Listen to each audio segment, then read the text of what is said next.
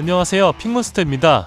정말 깊은 곳에서 빡심이 올라옵니다. 우리나라 백스리 축구는 파나마보다도 못하며 남아공상계로 이 정도 경기력을 보이는 팀이 과연 병우의 수로 32강에 간다고 한들 무엇을 더 보여줄 수 있을지는 모르겠어요. 너무너무 실망스러운 경기력이었습니다. 명부의 전술을 살리려면 하키미 정도의 윙백은 놔야지 살릴 수 있을 것 같은데 이태석 서령으로 무슨 윙백 축구를 한다는 건지 모르겠네요. 저는 진짜 이태석이 크로스하고 코너킥 가락될 때 너무 말도 안 되는 궤적이라 정말 코너킥인 줄 낚인 장면이 한두 개가 아니었습니다. 아무튼 그래도 오늘 경기 가야죠. 오늘 제 예상대로라면 정배당은 쉽게 안 나올 것 같은데 일단 느낌대로 골라봤습니다. 그럼 오늘 경기 분석 시작합니다. 첫 번째 경기는 키라소와 코트디부아르의 경기입니다. 아드보카트 감독의 키라소는 직전 에콰도르의 파상 공세를 끝까지 막아낸 끝에 0대0 무승부를 기록했고 마지막 3라운드까지 32강 진출에 대한 희망을 이어가고 있는 모습입니다. 코트디부아르는 직전 독일과의 경기에서 캐시의 선제골이 있었고 강팀인 독일을 상대로도 끝까지 흐름을 완전히 내어주지 않으려는 노력을 볼 수 있었지만 결국 종료 직전 넉적골을 허용하면서 아쉬운 패배를 기록하게 되었는데요. 다만 이 패배에도 초 2위 선점엔 상당히 유리한 고지에 있는 코트디부아르이기 때문에 오늘 초 최약체인 피라수를 상대로 무승부 이상을 거둔다면 자력으로 초 2위를 확정지을 수 있게 됩니다. 반면 키라소에게 필요한 승점은 3점인데요. 직전 에콰도르전 0대0 승부는 사실 이 경기 제가 키라소의 프렌을 추천드리긴 했었지만 기적에 가까운 스코어였어요. 키라소는 경기 초반부터 뒷공간을 계속해서 노출하는 모습이었으며 또한 대인 수비나 수비 미드필드 간격 유지가 전혀 안되고 크게 무너질 수 있는 장면들이 많았음에도 에콰도르의 아쉬운 결정력이 결과를 무승부로 이끌었죠. 이번 대회 코트디부아르의 전력은 상당히 좋다고 느껴집니다. 일단 디오망대의 드리블은 어떤 레벨에서도 통할 수 있는 모습을 보여주고 있으며 직전 독일전에서도 캐시의 선제골은 디오망대의 드리블 돌파 이후 나온 득점이었고 디오망대의 이런 능력은 오늘 경기에서 더욱 위협적인 선수로 키라소의 수비를 공략하지 않을까 싶어요. 이 경기는 코트디부아르의 마이너스 1점 핸디캡 승리로 가겠습니다. 두 번째 경기는 에콰도르와 독일의 경기입니다. 에콰도르는 이번 대회를 정말 불운하다고 봐야 할까요? 1라운드 골포스트를 3번 강타하며 0대1 패배를 당하더니 직전 키라소는 역시 한 번의 골대 강타가 있었으며 무려 6번의 빅찬스를 모두 놓치면서 0대0 무승부를 기록했습니다. 에콰도르의 이 무득점 행진의 중심에 있는 선수는 바로 36세 스트라이커 에네르 발레시아로 현재 A매치 49골을 기록 중인 선수이지만 지독한 9세 걸린 모습으로 진짜 이건 무조건 들어가겠지 싶은 결정적인 찬스가 모두 골문을 외면하고 있습니다. 심지어 그런 찬스가 한 번도 아닌 여러 번 계속해서 오고 있어요. 독일은 직전 코트디부아르전에서 선제 실점을 허용하는 등 정말 어려운 경기 내용이었지만 결국 교체로 들어간 온다부가 동점골과 역전골을 기록하며 영웅이 되었고 덕분에 독일은 3라운드 결과와 상관없이 조 1위 자리를 확정짓게 되었습니다. 반면 에콰도르는 이번 경기 승점 3점이 매우 절실한 상황이며 득실 관리도 잘 되어 있기 때문에 이 경기 승리할 경우 조 3위로 32강에 올라갈 수 있는 가능성은 상당히 높은 상황이죠. 독일은 이 경기 후보 선수들이 경기 감각을 끌어올리기 위한 대거 로테이션이 예상이 되지만 직전 경기도 교체 자원들의 활약으로 승점 3점을 따낼 수 있었던 만큼 독일은 로테이션을 돌려도 다른 나라였다는 에이스급으로 활약할 선수들이 굉장히 많습니다. 다만 에콰도르의 수비와 중앙 퀄리티는 강팀들을 상대로도 충분히 경쟁력이 있는 팀이며 지독하고 불운한 골 결정력 문제만 해결할 수 있다면 그리고 지난 경기 아쉬웠던 결정력 문제를 오늘 경기에서 만회할 수 있는 마지막 찬스이기에 에콰도르의 분전을 예상해보며 역배당을 받은 에콰도르의 플러스 0점 핸디캡 승리를 추천드립니다. 세 번째 경기는 일본과 스웨덴의 경기입니다. 일본은 네덜란드전 무승부에 이어 직전 튀니지전에서 4대0 대승을 기록했고 현재 F조는 마지막 3라운드 결과에 따라 1위부터 3위까지 모든 팀이 바뀔 수 있는 상황입니다. 물론 일본은 이 경기 최악의 경우로 패배한다 하더라도 3위 진출 가능성도 높고 32강 대진을 생각해봤을 때 또 이것마저도 나쁘지가 않을 수가 있어요. 스웨덴은 직전 네덜란드에게 5대1 대패를 당하며 튀니지전 벌어둔 득실차를 다 까먹은 모습인데요. 튀니지가 이번 대회에 너무 준비가 안 된 팀으로 보였고 스웨덴의 스탯이 뻥튀기 된 느낌은 있었지만 이거 네덜란드에게 너무 쉽게 무너지는 모습이었습니다. 그리고 선발을 예상했던 엘랑가를 교체로 기용한 부분도 아쉬웠어요. 일본은 미토마의 부상 맥마와 후보가 지난 1라운드 부상으로 빠지며 공격의 핵심급 선수들이 이탈한 상황에도 좋은 경기력을 그대로 이어가는 부분에서 지난 2018년부터 일본을 이끌고 있는 모리야스 감독 아래 단단한 조직력을 갖춘 팀이라는 것을 다시 한번 느꼈으며 특정 에이스급 선수가 빠진다고 하더라도 그 빠진 퍼즐을 대체할 방법은 충분히 있다는 것을 보여주었죠. 다만 직전 경기 튀니지는 1라운드 이후 급작스러운 감독 교체를 감행했던 팀이었고 역시나 전술적으로 준비가 전혀 되지 않는 모습을 보였다는 점에서 일본 역시 직전 경기 아무리 좋은 모습을 보여주었다고 한들 냉정하게 이번 경기 정배당을 받은 일본의 승리 배당이 크게 하락하고 있는 부분은 조금 의아한데요. 뛰어난 조직력과 선수 개개인의 능력이 좋다는 부분은 인정하지만 스웨덴 역시 모든 선수들이 유럽의 큰 무대에서 활약하는 선수들이며 포토 감독이 팀이 원시전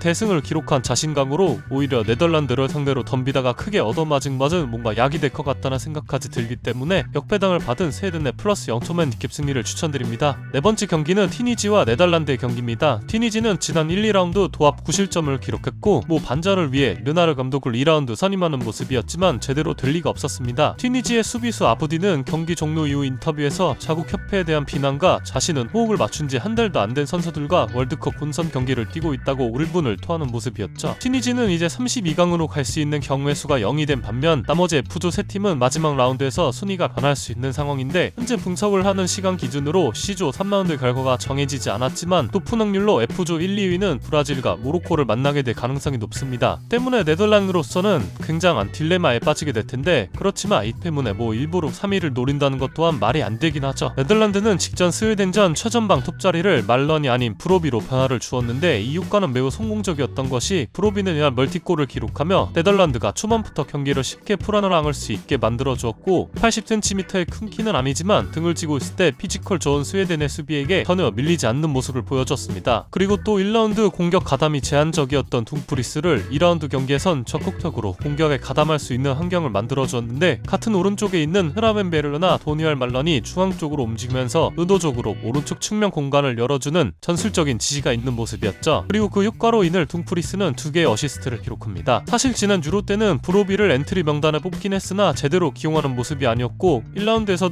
5분밖에 출전하지 않았었기 때문에 이번 대표팀에서도 브로비에 대한 기대가 많이 없는 건가 하는 생각이 들었지만 아마 이제는 남은 일정에서 브로비는 고정적으로 선발로 기용할 가능성이 커 보이고 팀의 전체적인 밸런스가 굉장히 좋아졌다고 생각합니다. 때문에 저는 이미 힘이 빠진 튀니지를 상대로 네덜란드의 대승 가능성을 예상해보며 3골차 이상 승리까지 가능하다고 보고 있습니다. 다섯 번째 경기는 파라과이와 호주의 경기입니다. 파라과이는 직전 트리키예전에서 이번 월드컵 1호 입가리기 퇴장을 알미론이 당했는데 재밌는 것은 후반전 파라과이가 수적 열세로 시작했음에도 경기 초반 갈라자의 중거리 슛 선제골을 끝까지 지키며 결승골로 만들었던 모습이었죠. 그리고 이 승리로 인해 마지막 3라운드 경기를 2위 결정전으로 만든 모습인데 다만 1라운드 대패로 득실 관리가 안 된 파라과이기에 무승부는 의미가 없으며 승점 3점이 필요한 경기이기 때문에 조금은 급할 수 있는 반면 호주는 이 경기 무승도만 해도 조 2위로 올라가기 때문에 여유가 있는 상황입니다. 파라과이는 남미의 늪축구로 대표되는 팀이며 포포비치 감독의 호주 역시 실리적인 유행의 전술 스타일을 보이고 있기 때문에 이 경기 언더와 무승부 해당이 굉장히 낮게 측정이 된 모습인데요. 하지만 이 경기 더 급한 팀은 파라과이라는 것을 생각해봐야 합니다. 때문에 이 경기에서 호주의 전술 컨셉은 더욱 명확해질 것인데 모하메드 투레와 이랑 쿤다를 활용한 역습 플레이겠죠. 지난 1라운드 튀르키예를 상대로도 선제골을 뽑아냈던 이랑 쿤다는 직전 미국전 스타팅에서 제외가 되었지만 후반전 교체로 들어와 호주의 역습 퀄리티를 확실하게 살려주는 모습을 보여줬습니다. 파라과이의 강점은 내려앉아 견고한 수비를 구축하고 이후 나오는 하나씩 걸리는 역습이 위협적인 팀인데 일단 팀 내 최다 득점자인 알미론이 이번 경기 징계로 결장하며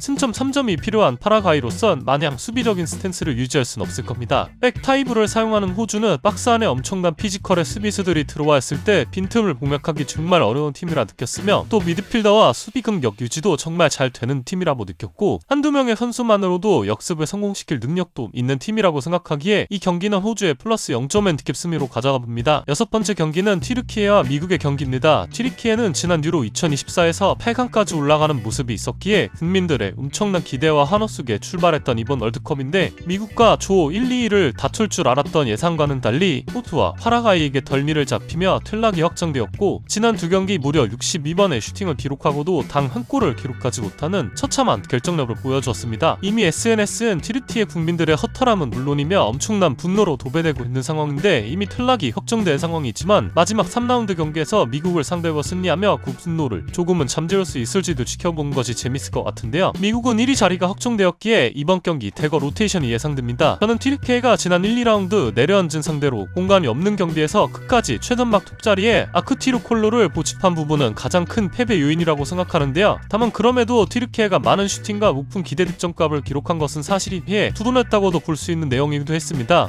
또한 길러나 일디즈 이제 21세 선수들이고 향후 10년은 튀르키예 공격을 이끌 재능이라는 점에서 이번 경기에선 희망적인 부분들을 분명히 보여줘야 할 것입니다. 그리고 포체티노 감독의 미국은 이전 팀들과는 다르게 마냥 내려앉은 팀은 아니라는 점이죠. 때문에 저는 이번 매치업에서 원래 알던 튀르키예 모습이 충분히 나올 수 있을 가능성을 생각합니다. 그리고 로테이션이 예상되는 미국이라는 점 역시 이번 경기 튀르키예를 기대해볼 수 있는 이유이고요. 해당 흐름은 미국 이후에 승리 배당이 크게 떨어지는 흐름이지만 저는 오늘 경기들 중 역배당 가능성이 가장 높은 경기라고 생각해오며 튀르키예 플러스 0.5 핸디캡 승리를 추천드립니다.